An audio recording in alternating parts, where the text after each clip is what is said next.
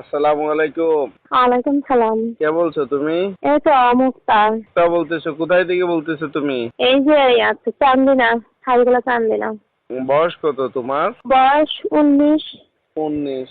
বিয়ে হয়েছে নি তোমার? হ্যাঁ, বিয়ে হয়েছে, একটা বাচ্চা আছে, স্বামী নাই, ডিভোর্স হয়ে গেছে। আচ্ছা, স্বামী কোথায়? ডিভোর্স হয়ে গেছে। ডিভোর্স হয়ে গেছে, কতদিন হয়? এই প্রায় বছর। তুমি যে ছবি আমারে পাঠাইছো এই ছবিটা কার? ওটা আমার। তুমি এত সুন্দর স্মার্ট, তোমার বাচ্চা আছে, আবার স্বামীও আবার চলে গেছে, কেন? কেন নেশা পানি করে, অত্যাচার করে, সেই জন্য। তা তুমি এখন কোথায় থাকো, কার কাছে থাকো? বাবা আছে, মা আছে। প্রতিবেদনে আগে আর কখনো আসছিলা নাকি আজকেই আসছো? না, এই প্রথম। কি উদ্দেশ্যে আসলে এই প্রতিবেদনে, দর্শকদের উদ্দেশ্যে তুমি বলো।